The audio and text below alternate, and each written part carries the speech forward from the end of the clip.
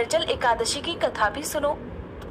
एक बार पांडव पुत्र भीमसेन ने वेद व्यास जी से पूछा, हे महाज्ञानी पितामह, मेरे चारों भाई युधिष्ठिर, अर्जुन, नकुल, सहदेव और मेरी माता कुंती तथा मेरी पत्नी द्रौपदी एकादशी के दिन कभी भी भोजन नहीं करते। वे मुझे भी सदा ऐसा ही करने को कहते हैं। मैं उनसे कहता हूँ कि मुझसे तो भूख सही नहीं जाती। मैं दान और विधिवत भगवान की पूजा आराधना करूँगा, सो कृपा पूर्वक मुझे ऐसा कोई उपाय बताइए मुनिवर कि उपवास किए बिना मुझे एकादशी के व्रत का फल प्राप्त हो सके। तो व्यास जी बोले, हे भीमसेन, अगर तुम नरक को बुरा और स्वर्ग को अच्छा समझते हो और अंत में मोक्ष की कामना भी रखते हो तो दोनों पक्षों की एकादशी को भोजन मत करो।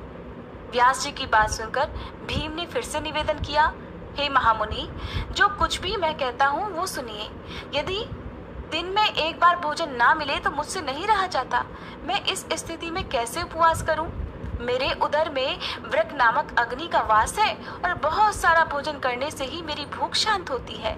मुनिवर, आप कृपा करके कोई ऐसा व्रत बताइए जिससे विधि पूर्वक करके मैं स्वर्ग को प्राप्त कर सकूं। वह निश्चय करके मुझसे कहिए जिससे मेरा भी कल्याण हो सके। भीमसेन की परेशानी समझकर व्यास जी कहने लगे, भीमसेन, मनुष्यों के लिए सर्वोत्तम वेद का धर्म है, किंतु कलयुग में भी उस धर्म पर चलने की शक्ति किसी में नहीं है। इसलिए थोड़े धन और थोड़े कष्ट से होने वाला बहुत सरल उपाय जो कि पुराणों में भी लिखा है वो मैं तुम्हें बताता हूँ। ध्यान से सुनो। दोनों पक्षों की एकादशी में जो मनुष्य भोजन नहीं करते वे कभी नरक को नहीं जाते। इन वचनों को सुनकर महाबली भीमसेन पहले तो पीपल के पत्ते की तरह कांपने लगे, फिर डरते हुए बोले, हे पितामह, मैं उपवास करने में बिल्कुल असमर्थ हूँ। इसलिए हे प्रभु, निश्चय करके बहुत फल देने वाला एक ही व्रत मुझसे बताइए। तो व्यास जी फिर बोले, हे भीमसेन, वृष मिथुन राशि के सूर्य में ज्येष्ठ मास में शुक्ल पक्ष में जो एकादशी होती है उसका निर्जला व्रत यत्न पूर्वक करना उचित होगा। स्नान और आचमन करने से जलपान वर्जित, केवल एक घूंट जल से आचमन करें, अधिक पीने से व्रत खंडित हो जाता है। एकादशी के सूर्य उदय से लेकर द्वादशी के सूर्य उदय तक जल ग्रहण ना करें और ना भोजन करें तो बिना परिश्रम ही सभी द्वादशी युक्त एकादशियों का फल प्राप्त हो जाता है। द्वादशी को प्रातःकाल स्नान करके स्वर्ण और जल ब्राह्मणों को दान करें, फिर ब्राह्मणों सहित खुद भी भोजन करें। हे भीमसेन, इस विधि से व्रत करने से जो फल मिलता है वह सुनो। सारे वर्ष में जो एकादशी आती है उन सब का फल निस्संदेह केवल इस एकादशी के व्रत से प्राप्त हो जाता है। शंख चक्र गदाधारी भगवान विष्णु स्वयं मुझसे ये कहते हैं कि सब कुछ त्याग कर केवल मेरी शरण में आ जाओ।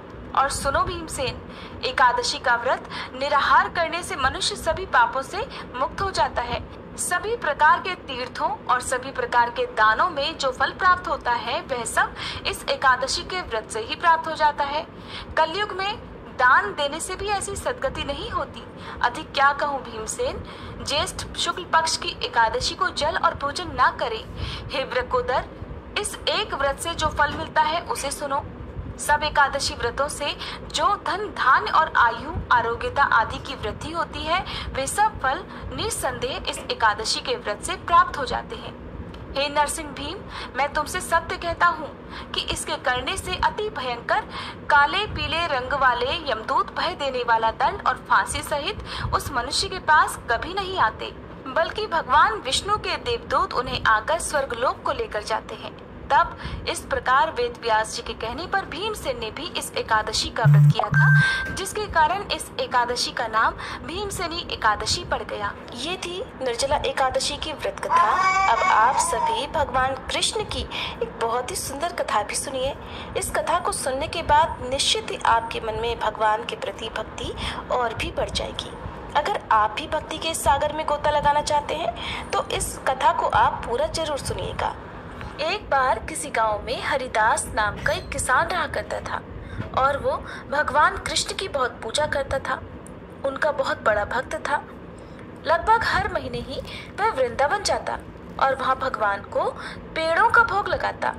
वृंदावन में भगवान श्री कृष्ण को पेड़ों का भोग जरूर लगाया जाता है, क्योंकि ये भगवान कृष्ण के प्रिय भोगों में से एक है। वह किसान भगवान को भोग लगाने के बाद बचे हुए पेड़े प्रसाद रूप में घर लाता और आसपास के लोगों में बांट दिया करता था। लगभग कई सालों से यही क्रम चल रहा था। एक दिन वह किसान वृंदावन में बांके बिहारी जी के दर्शन करने जा रहा था। तभी रास्ते में उसने एक हलवाई की दुकान देखी जिस पर एक खास तरह की मिठाई बन रही थी। उसे देखकर हरिदास को कुछ समझ में नहीं आया तो वह हलवाई से पूछने लगा, अरे भैया, आप ये कौन सी मिठाई बना रहे हो? हलवाई बोला, भैया, इसे खुरचन कहते हैं, खुरचन, और ये यहाँ की सबसे मशहूर मिठाई है और नंदलाला को बहुत पसंद है, जरा खाकर तो देखो। तो हरिदास बोला, नहीं, मैं पहले अपने कान्हा को भोग लगाऊंगा, उसके बाद ही खाऊंगा। एक काम करो, तुम पेड़ों की जगह आज मुझे यही मिठाई दे दो। हलवाई से खुरचन लेकर वह किसान मंदिर पहुंच गया, बांके बिहारी जी की पूजा की और भोग लगाकर वापस गांव आ गया। उसके बाद तो वह हर महीने कान्हा जी को खुरचन का भोग लगाने लगा। इसी बीच मौसम बदला और गर्मियां शुरू हो गई। फिर एक बार वह वृंदावन जाने लगा तो रास्ते में उसी हलवाई की दुकान पर पहुंच गया, लेकिन इस बार उसे दुकान पर कहीं भी वो खुरचन नजर नहीं आई जिसका भोग वह कान्हा जी को लगा रहा था। हरिदास ने हलवाई से पूछा, भैया, आज खुरचन नजर नहीं आ रही, क्या बात है? हलवाई बोला, भैया, गर्मियों में दूध की कमी हो जाती है और खुरचन बनाने में बहुत सारा दूध लगता है, इसलिए गर्मियों में खुरचन नहीं मिलती और यहाँ नहीं बल्कि पूरे वृंदावन में आपको कहीं नहीं मिलेगी। आज खुरचन की जगह पर तुम ये पेड़े ले जाओ। वह किसान कहने लगा, अरे भैया, मैं तो कान्हा जी को खुरचन का ही भोग लगाना चाहता हूँ, आप एक काम करो, मेरे लिए थोड़ी सी खुरचन बना दो। सुनकर हलवाई बोला, अरे खुरचन नहीं बन सकती, उसे बनाने में पूरा दिन लग जाता है, ना तो हमारे पास इतने छोटे बर्तन हैं जिसमें थोड़ी सी खुरचन बनाए। आप मेरी बात मानो, कान्हा जी को पेड़ों का भोग लगा दो। किसान ने सोचा, लगता है इस बार कान्हा जी को खुरचन का भोग नहीं मिलेगा, चलो पेड़े का ही भोग लगा देता हूँ। ऐसा कहकर उसने हलवाई से पेड़े लिए और भगवान को भोग लगाने के लिए मंदिर में पहुंच गया और भोग लगाकर वापस आ गया। जब अपने घर पर वह रात के समय सो रहा था तो उसके सपने में कान्हा जी बाल रूप में दिखाई दिए। उसने देखा नन्हे से कान्हा जी की आंखों से टप टप आंसू बह रहे हैं और उनके सामने पेड़े पड़े हुए हैं जिसका भोग उसने कान्हा जी को लगाया था। कान्हा जी को उदास होकर इस तरह रोते देखकर हरिदास की तो झट से नींद खुल गई। वह बहुत बेचैन हो उठा। उसे लगा उसके कान्हा जी बहुत नाराज हैं, दुखी हैं और उन्हें खुरचन का ही भोग चाहिए। और वह अपने मन में सपने को याद करके रात में ही पैदल वृंदावन के लिए चल पड़ा। रास्ते में वह चलता जा रहा था और किसी तरह चलते चलते वह हलवाई की उस दुकान पर पहुंच गया। वह लगातार सारी रात तक चलता रहा था। अब जब वह वृंदावन में उसी हलवाई की दुकान पर पहुंचा तो सवेरा होने वाला था।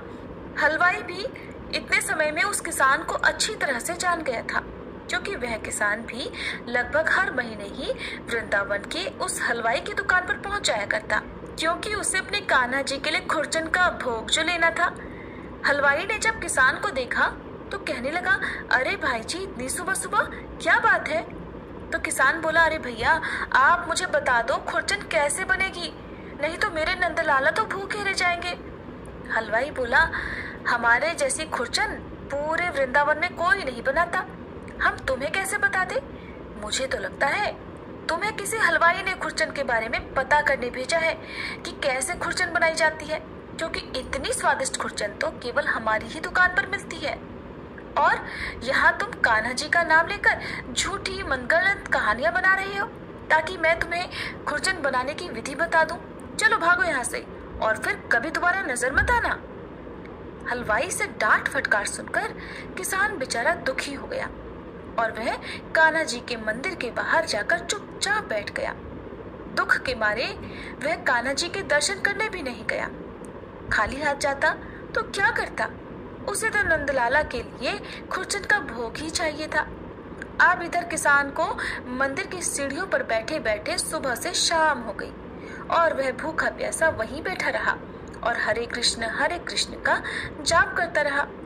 शाम के समय किसी तरह वही हलवाई जिसने किसान को डांट कर भगा दिया था, हरिदास को यानी उस किसान को ढूंढते हुए आया और कहने लगा, भाई जी मैं बहुत देर से आपको ढूंढ रहा हूँ।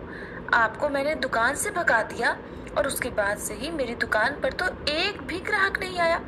शाम तक सारी मिठाइयाँ ऐसे ही रखी रही और सारी बासी हो गई। आज से पहले तो कभी ऐसा नहीं हुआ। मुझे माफ कर दो।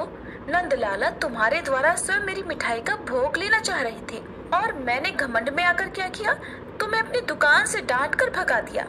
अब चलो मेरे साथ चलो, मैं तुम्हें खुरचन बना कर दूंगा।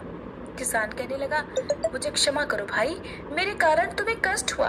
अपनी दुकान छोड़कर तुम्हें यहाँ मुझे ढूंढते हुए आना पड़ा। हलवाई बोला, आप पहले मेरे साथ चलो, मैंने बहुत सारा दूध मंगाया है। अब दुकान में हर दिन खुरचन बनेगी और फिर चाहे तुम कितनी भी खुरचन लेकर चले जाना, फिर चाहे कितनी भी महंगी खुरचन क्यों ना हो, मैं तुम्हें कान्हा जी को भोग लगाने के लिए खुरचन जरूर दूंगा। अब हलवाई उस किसान को अपने साथ दुकान पर लिवा कर लाया और उसके सामने ही खुरचन बनाने लगा। पूरी रात खुरचन बनाने में लग गई और सुबह होते ही मंदिर के कपाट खुलते ही किसान ने भगवान को खुरचन का भोग लगाया और उस हलवाई ने सारी खुरचन प्रसाद के रूप में बांट दी। अब किसान के मन की जो बेचैनी थी, जो उदासी थी, वो भी दूर हो गई, क्योंकि उसके नंदलाला ने उसके हाथ से खुरचन का भोग जो ग्रहण कर लिया था।